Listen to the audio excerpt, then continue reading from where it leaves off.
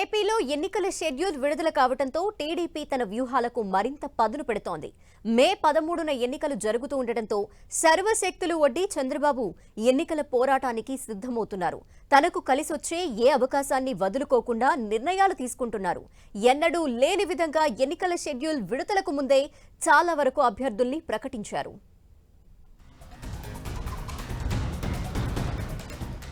సార్వత్రిక ఎన్నికల్లో పోరాటానికి టీడీపీ సిద్ధమవుతోంది.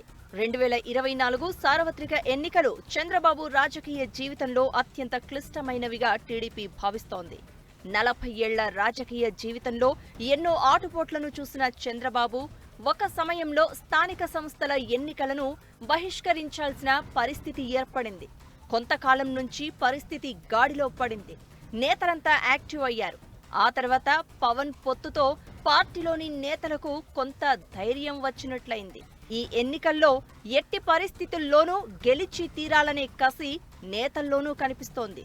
ఇందుకు అనుగుణంగా ప్రధాని మోదీ సభ తర్వాత చంద్రబాబు ప్రజల్లోకి వెళ్లేందుకు ప్రణాళికలు రచిస్తున్నారు. ప్రజాగళం పేరుతో చంద్రబాబు నియోజకవర్గాల్లో పర్యటిస్తారని ప్రచారం జరుగుతోంది. నారా లోకేష్ కూడా యువగళం పేరుతో రాష్ట్రమంతా పాదయాత్ర చేసి యువతలో ఉత్సాహాన్ని నింపారు. నిజం గెలవాలంటూ భువనేశ్వరి ప్రజాక్షేత్రంలో పర్యటిస్తున్నారు. 2024లో టీడీపీ గెలవకపోతే పార్టీ ప్రమాదకర పరిస్థితుల్లోకి వెళ్తుందనే భయంతో చంద్రబాబు ఈసారి వ్యూహాత్మకంగా అడుగులు వేస్తున్నారు. మే 13న ఎన్నికలు జరుగుతూ ఉండడంతో టీడీపీ, బీజేపీ, జనసేన కూటమికి 50కి పైగా రోజుల సమయం దొరికింది. ఈ సమయాన్ని పూర్తిగా సద్వినియోగం చేసుకునేలా టీడీపీ ప్రణాళికలు రచిస్తోంది.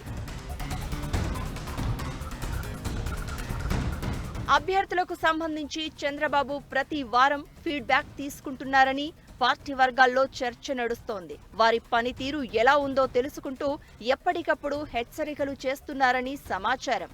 మరోవైపు బీజేపీకి అంతగా బలం లేకపోయినప్పటికీ 6 పార్లమెంట్, 10 అసెంబ్లీ స్థానాలను టీడీపీ ఇచ్చింది. పొత్తులో భాగంగా తాము నష్టపోయినా అధికారానికి దూరం కాకూడదనే నిశ్చయంతో చంద్రబాబు పనిచేస్తున్నారు.